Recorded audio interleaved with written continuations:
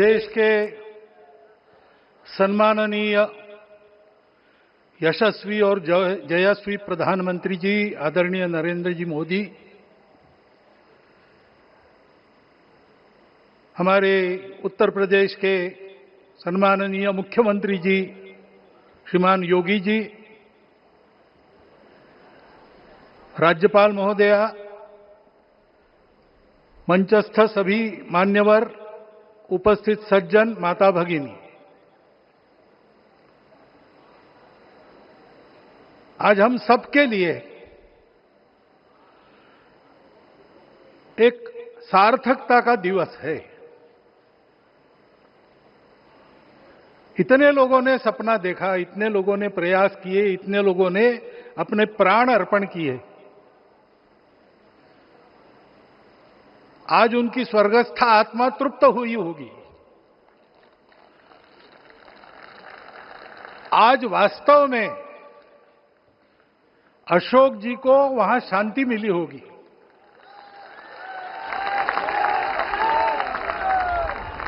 महंत रामचंद्र दास जी महाराज, श्रीमान दालमिया जी, कितने संत, कितने गृहस्थ, कितने विद्यार्थी, उन्होंने अपना प्राणार्पण किया, अपना पसीना बहाया। जो पीछे रहे वो भी रोज ये इच्छा मन में व्यक्त करते रहे कि मंदिर बनेगा बनेगा, बन गया। और आज उस मंदिर निर्माण की शास्त्रीय प्रक्रिया पूर्ण हो गई, ध्वजारोहण हो गया।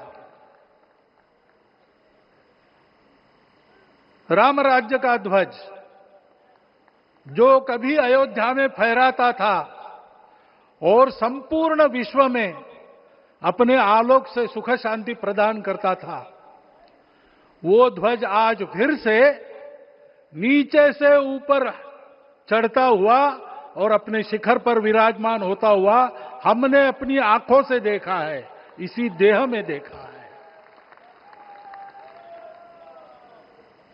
ध्वज प्रतीक होता है। इतना ऊंचा ध्वज चढ़ाना कितना समय लगा आप जानते हैं। मंदिर बनने में भी समय लगा। 500 साल छोड़े तो भी 30 साल तो लगे ही।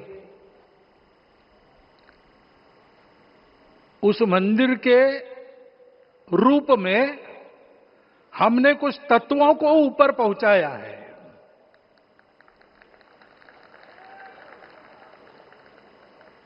सारा विश्व जिससे ठीक चलेगा, अपने व्यक्तिगत जीवन, पारिवारिक जीवन से लेकर तो सृष्टि जीवन तक सबका जीवन जिससे ठीक चलेगा, वो धर्म, उस धर्म का प्रतीक भगवा रंग, वह इस ध्वज का रंग है। ये धर्म ध्वज है। इस धर्म ध्वज पर रघुकुल का प्रतीक कोविदार वृक्ष है।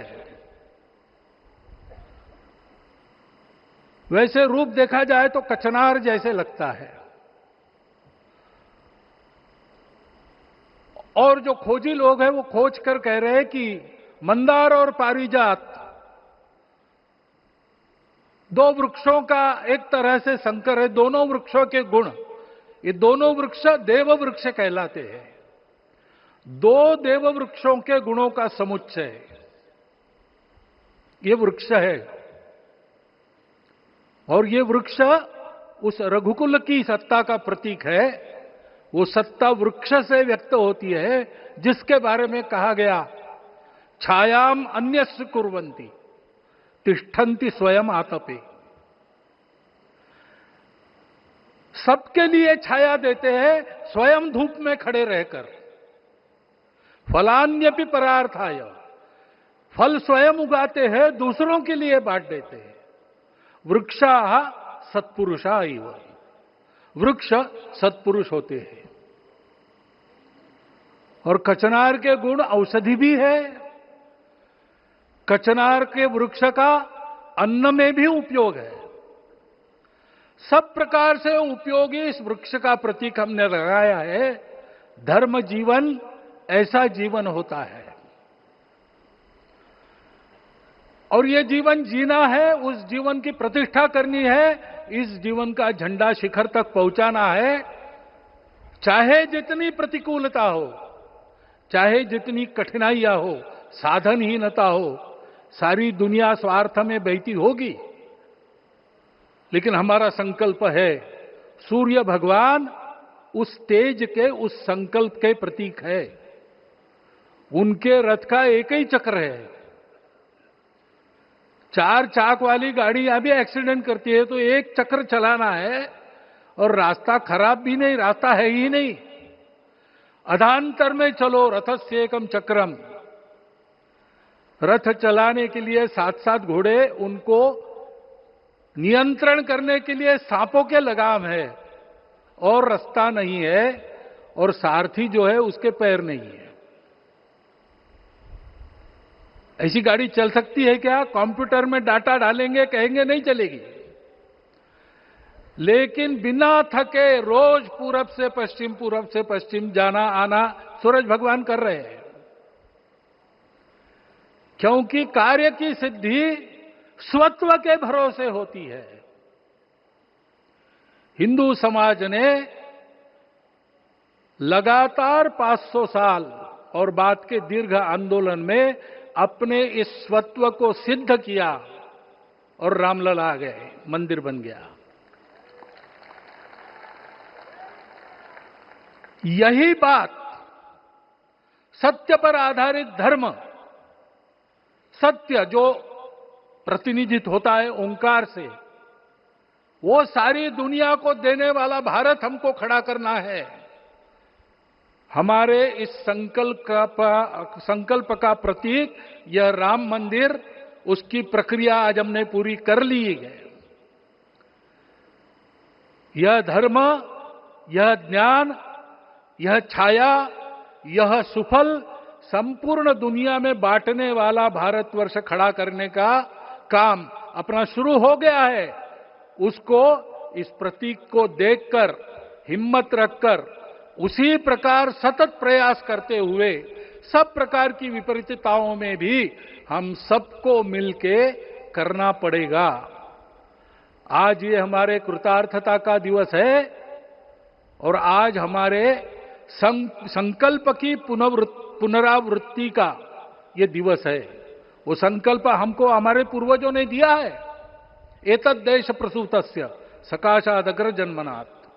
इस देश के जन्मे हुए अग्र जन्मना है, सबसे प्राचीन है, इसलिए बड़े भाई है। वो ऐसा जीवन जिए कि स्वम स्वम चरित्रम शिक्षेरन पृथिव्याम सर्वमानवा।